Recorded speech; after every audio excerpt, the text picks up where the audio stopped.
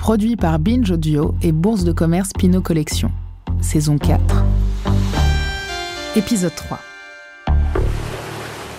Imaginez une plage, une belle plage de sable en Italie, non loin de Rome. Sur cette plage, il y a un homme imposant au visage carré qui traverse l'étendue de sable avec des couvertures de laine sur le dos. Il y a aussi une femme vive qui tient soigneusement entre ses mains de petits objets. Elle les dépose sur le sol. Ce sont des petites chaussures tressées avec des fils de nylon. Elles sont juste à sa taille. L'homme dépose les couvertures qui ressemblent à de gros boudins mous. L'une d'elles est serrée par des lanières de cuivre. L'homme et la femme disposent également de grands fils de nylon tressés ensemble. Ils leur donnent une forme. La forme de lettres. 3 lettres exactement. B-E-A. B-A.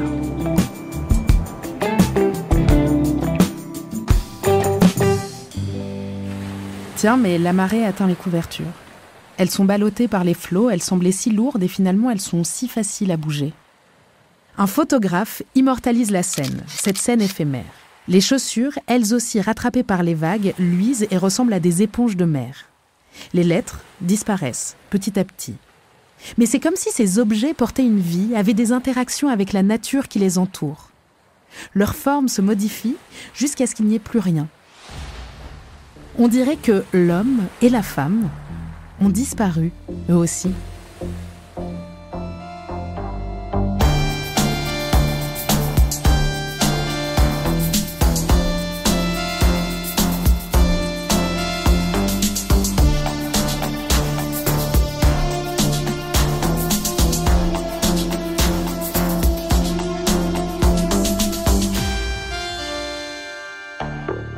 Ça a commencé comme ça. Marisa Merz et Mario Merz. Cette scène a eu lieu en 1970 sur la plage de Fregene sur la mer Tyrrhénienne. Cette installation, ou plutôt ce geste artistique, est l'œuvre de Marisa Merz, une artiste italienne de l'arte povera. Pour la réaliser, elle s'est associée avec son mari, Mario Merz. C'est lui qui porte les couvertures et qui figure sur les photographies de Claudio Abate qui a immortalisé ce moment. Les objets disposés au sol sont des œuvres. Les couvertures, ce sont les copertées. Les chaussures, les scarpettés. Et Béa, eh bien Béa pour Béatrice. C'est le nom de leur fille qu'ils ont eu 10 ans plus tôt. La vie personnelle de Mario et Marisa Merz a toujours été étroitement liée à leur travail artistique. En conservant leur propre cheminement individuel, ils ont sans cesse collaboré, se sont inspirés l'un de l'autre, ont partagé des expositions, des projets, une vie entière. Mario a longtemps été plus médiatique et plus reconnu que Marisa. Aujourd'hui, l'œuvre de cette femme remise en lumière révèle une incroyable résonance avec notre époque.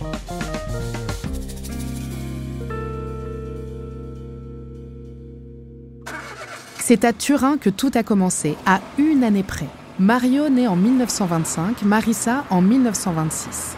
Et tous deux grandissent dans cette grande ville industrielle du nord de l'Italie, que l'on surnomme déjà, dans cet entre-deux-guerres, la capitale de l'automobile. Le père de Marisa travaille d'ailleurs chez Fiat, la marque vedette de la ville et d'un secteur en pleine expansion. Du côté de Mario, le père est un ingénieur, un inventeur. Peut-être a-t-il inspiré chez son fils ce qu'il développera plus tard dans son art, un goût pour la géométrie et les modèles mathématiques. Jeune homme, Mario commence des études de médecine, mais il est vite rattrapé par la situation politique de son pays. Pendant la Seconde Guerre mondiale, l'Italie est sous la coupe de la dictature fasciste de Mussolini, allié d'Hitler.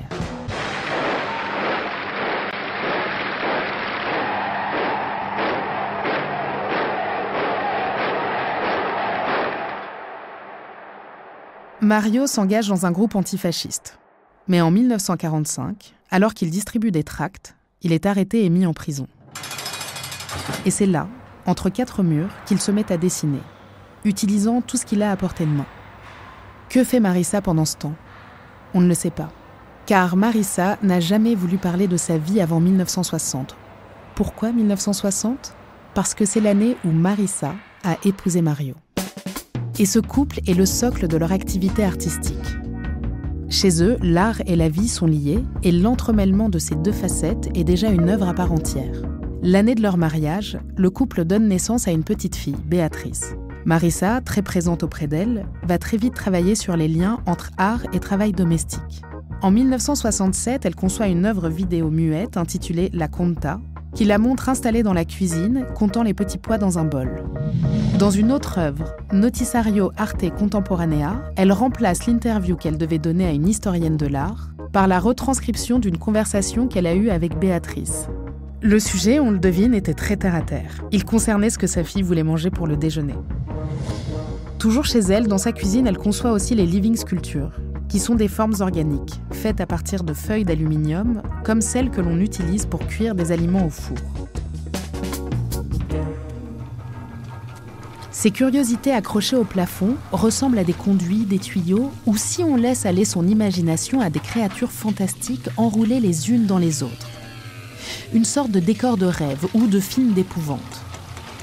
Ces sculptures ont d'ailleurs été utilisées dans un film d'horreur d'avant-garde intitulé Il Mostro Verde.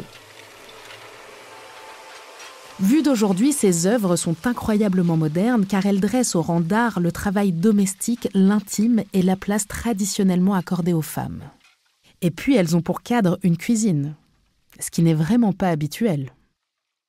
Ce sera une constante dans la vie de Marissa Merz, le fait de concevoir et exposer ses œuvres là où on ne s'y attend pas. Hors des circuits traditionnels, des galeries ou des musées, elle reste en marge.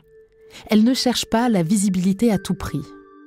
En 1968, elle dit cette phrase qui résume sa démarche. « Je ne suis intéressée ni par le pouvoir, ni par la carrière. Seul le monde et moi m'intéressent. Je peux faire peu, très peu. » Ces années bouillonnantes, inventives, sont des années décisives pour le couple. Mario Merz devient l'une des figures de ce que le critique Germano Celant a baptisé l'arte povera. Arte povera, littéralement l'art pauvre, est ce courant italien qui redessine les contours de l'art, en opposition notamment au pop art ou au minimalisme américain. L'arte povera choisit de privilégier des matériaux simples, à la portée de tous, comme le bois, le cuivre, le papier, le nylon. Ces artistes cherchent un nouveau langage pour dire le monde, en reliant les concepts à la matière, à la nature et en s'opposant à la société de consommation et à la marchandisation de l'art. Marissa Merz sera inclue dans ce courant artistique. Elle est d'ailleurs la seule femme à en faire partie, mais de manière toujours décalée. Rappelez-vous l'installation qu'elle propose sur la plage. Pas dans une galerie, à côté d'autres artistes, mais dans un environnement qui lui est propre, en lien avec son travail. Mario, lui, conçoit dans ses années 60 l'une de ses créations phares qui restera à jamais associée à son nom. L'igloo. Oui, l'igloo comme l'habitat traditionnel des Inuits. Pour Mario Merz, l'igloo est bien plus que cela. Il peut en quelque sorte représenter le monde, le mettre en perspective. L'igloo symbolise le primitif face à la modernité. Il nous questionne sur notre relation à la nature, à notre nature. Il questionne l'art également. Est-ce un habitat? Est-ce une sculpture? Sa forme sphérique, sans angle, fascine l'artiste. L'igloo, ça veut dire la terre, l'igloo, ça veut dire la maison, l'igloo, ça veut dire la pomme, l'igloo, ça veut dire le fruit, l'igloo, ça veut dire la cohésion de l'atome, l'igloo, ça veut dire le ciel, l'igloo, ça veut dire les planètes, l'igloo, c'est toujours pas seulement un symbole, c'est vraiment une géométrie organique. On pourrait dire que l'igloo est la vision de Mario Merz de l'arte povera. Et Marissa collabore souvent à l'édification des igloos de Mario, car ce motif est sans cesse renouvelé. Il lui fera prendre différents aspects. Il peut être en verre, en ardoise, en terre, léger, lourd et même transparent. La matière, c'est un élément central de la recherche artistique du couple. Mario s'intéresse au plexiglas et au néon. Avec les tubes de néon, il transperce des objets, la toile de peinture, mais aussi des objets moins habituels comme un imperméable. L'objet perd son utilité, mais le néon les transforme en champs d'énergie. Mario Merz, dès la fin des années 60, devient fasciné par un modèle mathématique, la suite de Fibonacci. des mathématiques et de l'art. Ça non plus, ce n'est pas habituel. Cette suite a été établie au XIIIe siècle par Leonardo Fibonacci, qui cherchait à expliquer la reproduction exponentielle chez les lapins. Le principe est simple. Il s'agit d'additionner les 2 derniers chiffres de la suite pour obtenir le suivant.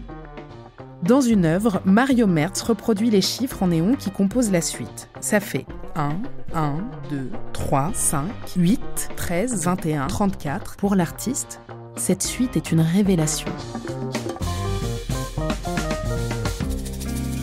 Comme si, tout d'un coup, elle pouvait donner de l'ordre au monde qui l'entoure. Comme si on pouvait expliciter un phénomène organique au travers d'un modèle abstrait. Il s'en sert par exemple pour figurer le mouvement de la vie, l'énergie sociale, celle qui circule entre les individus dans la société.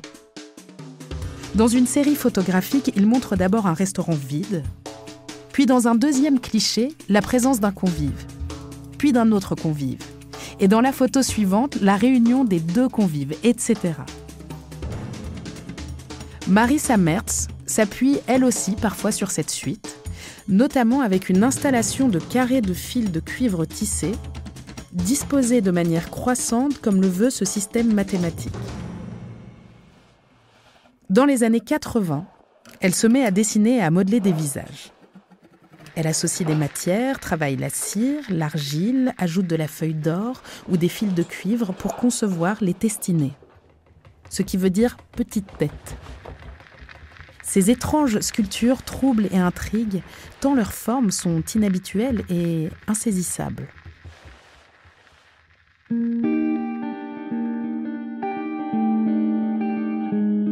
Mario décède en 2003. À cette époque, Marisa revisite la peinture religieuse, dessinant des vierges ou des figures ailées. 1 an plus tard, elle expose une œuvre sans titre qui montre un ange doré déployant ses ailes. Une petite main est dessinée en haut à gauche, comme essayant d'attraper quelque chose. En bas du tableau, des poutres de bois qui proviennent de la maison du couple. On ne peut s'empêcher d'y voir un témoignage vibrant du lien indéfectible entre Marisa et Mario. Un lien qui serait probablement en nylon ou en cuivre. Un lien poétique sans aucun doute. Mais un lien solide. Par-delà la mort.